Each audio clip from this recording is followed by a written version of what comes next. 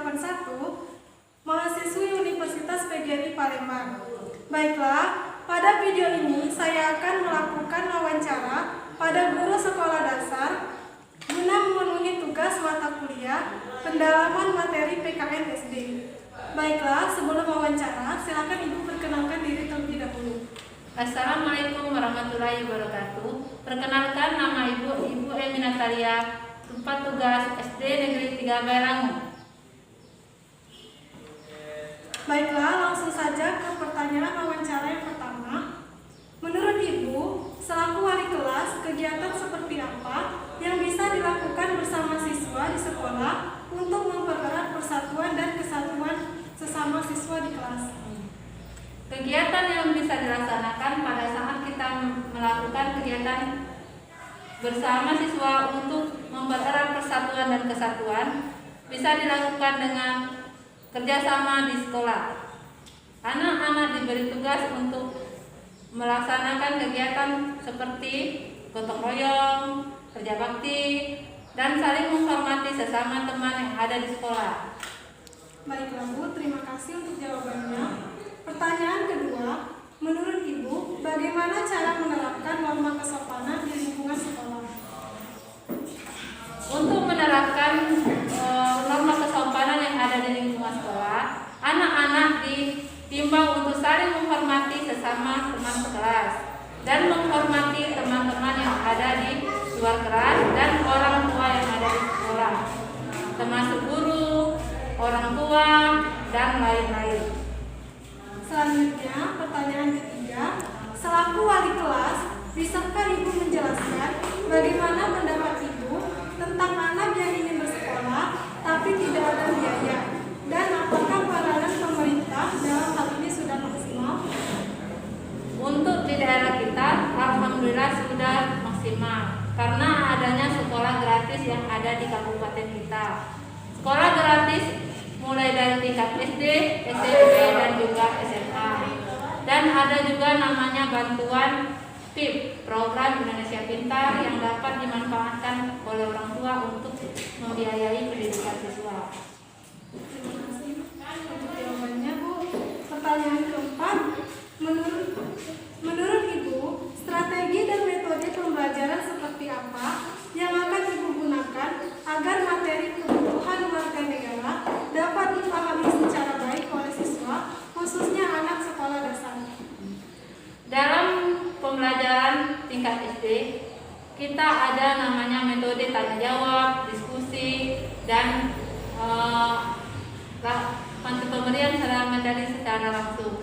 Tapi akan efektif lebih cepat kita untuk mengajarkan itu materi tanya jawab terhadap siswa. Pertanyaan selanjutnya, menurut Ibu, selaku wali kelas, apakah penting memperkenalkan pendidikan politik di sekolah dasar? Untuk pendidikan politik yang ada di kita, sangat penting untuk mengenalkan dari tingkat paling dasar. Contohnya kita pemilihan ketua kelas, kita bisa dilakukan dengan cara voting, voting pemilihan ketua kelas yang ada di kelas, dan dilakukan secara mandiri, memilih salah satu orang untuk menjadi ketua kelasnya. Pertanyaan berikutnya, bagaimana cara Ibu sebagai guru menerapkan dan menanamkan nilai-nilai sila pertama, ketuhanan yang Maha Esa di lingkungan sekolah kepada siswa?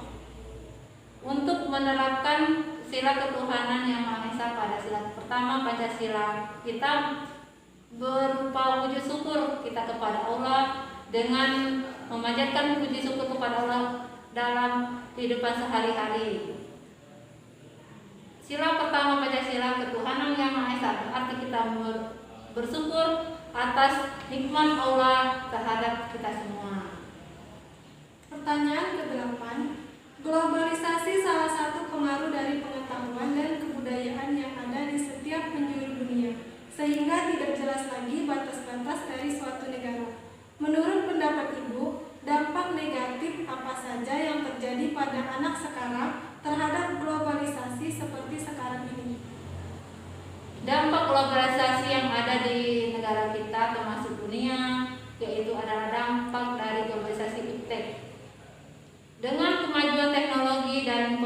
yang ada di negara kita, termasuk negara maju dan negara berkembang, yaitu adalah dampaknya adalah internet sangat merugikan, termasuk anak-anak yang masih kecil sudah mengerti yang namanya video macam-macam, jadi sangat merugikan dan dapat juga menguntungkan dari iptek tersebut. Dengan mudah anak-anak dapat mengakses dunia pendidikan dan dapat mempermudah orang tua untuk menjalani, mengetahui ataupun mengisi kekosongan belajar siswa. Selanjutnya, bisakah Ibu jelaskan strategi belajar seperti apa yang paling tepat diterapkan dalam menyampaikan materi sistem pemerintahan kepada peserta didik? Strategi pembelajaran yang dapat kita sampaikan kepada siswa untuk tentang sistem pemerintahan yaitu adalah dengan cara diskusi kelompok. Dalam pembelajaran sistem pemerintahan kepada peserta didik, kita melaksanakan sistem belajar kelompok, akan tetapi terbatasnya waktu dan tempat karena kondisi COVID sekarang. Akan tetapi kalau belajar tatap muka lebih efektif, yaitu adalah dengan cara diskusi kelompok. Pertanyaan ke-10. Bagaimana cara Ibu menghadirkan pembelajaran yang aktif, inovatif, kreatif, efektif, dan menyenangkan atau pakem pada materi sistem politik Indonesia? Materi yang dapat kita ajarkan kepada siswa dalam pembelajaran pembelajaran yang aktif, inovatif, kreatif, efektif, dan menyenangkan atau pakem pada materi sistem pembelajaran politik di Indonesia, yaitu dengan cara tanya jawab. Pembelajaran dengan tanya jawab, kita dapat bertanya jawab dengan siswa secara langsung, dan siswa akan lebih mudah memahami pelajaran tersebut, yaitu sistem politik Indonesia. Pertanyaan ke-11. Bagaimana cara Ibu sebagai guru menyampaikan materi mengenai sistem demokrasi kepada anak didik, khususnya siswa SD? Sedangkan kita tahu bahwa siswa SD tidak akan begitu mengerti tentang demokrasi dalam kehidupan sehari-hari. Bagaimana cara kita untuk menerapkan sistem demokrasi yang ada di kelas, yaitu dengan cara kita adalah menyampaikan materi tersebut dengan cara mendetik kepada siswa dengan cara dasar yang paling ada.